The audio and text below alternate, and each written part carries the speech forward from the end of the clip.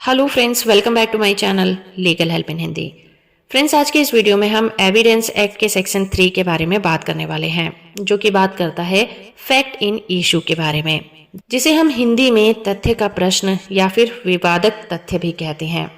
जब भी दो लोगों के बीच में किसी बात को लेकर डिस्प्यूट हो जाता है तो जो विक्टिम होता है वो कोर्ट में केस करता है।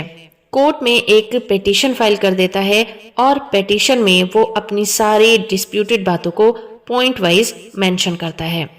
तो होता ये है कि प्लेंटिफ ने जो भी बातें पिटीशन में लिखी होती हैं और डिफेंडेंट जिस बात से इनकार करता है उन्हीं बातों को फैक्ट इन इशू कहा जाता है, यानी कि वहीं पर उन बातों को लेकर विवाद पैदा हो जाता है।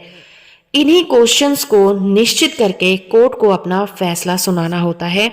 इन्हीं क्वेश्चंस को हम तथ्य का प्रश्न या फिर विवादक तथ्य या फैक्ट इन इशू कहते हैं। तो इसको आसान भाषा में कहें तो इसका मतलब यही होता है कि जिन बातों पर विवाद हो उन्हीं को फैक्ट इन इशू कहा जाता है। तो जब भी कोर्ट में कोई केस होता है तो किसी भी केस में सिर्फ एक ही पार्टी नहीं होती, उसमें एक से ज्यादा लोग शामिल होते हैं और किसी भी विवाद का कोई फैक्ट होता है, कोई कारण होता है जिसे समझा जा सकता है, देखा जा सकता है या फिर महसूस किया जा सकता है। कुछ बातों से पार्टियां सहमत होती हैं और कुछ बातों से असहमत हो जाती हैं, और जिन बातों से पार्टी असहमत होती है वही पॉइंट फैक्ट इन इशू बन जाते हैं। तो फैक्ट इन इशू दो तरह के हो सकते हैं, पहला तो डिस्प्यूटेड फैक्ट और दूसरा question of law.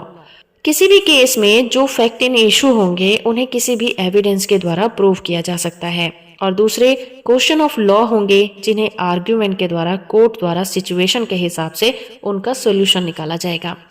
For example, Rahul ने विकास पर 5,000 रुपए वसूली के लिए केस किया और विकास ने रिटन स्टेटमेंट में कहा कि उसने 3,000 रुपए राहुल को वापस कर दिए थे और केस को लिमिटेशन एक्ट के द्वारा निर्धारित अवधि के बाद किया गया है, इसलिए अब कोर्ट इस पर कोई कार्रवाई नहीं कर सकती।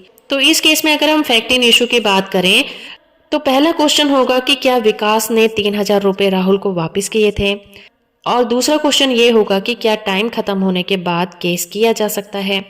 तो इन दोनों फैक्ट इन इशू में पहला क्वेश्चन होगा फैक्ट इन इशू का, जिसे एविडेंस के द्वारा प्रूव किया जा सकता है, और दूसरा क्वेश्चन है क्वेश्चन ऑफ लॉ का।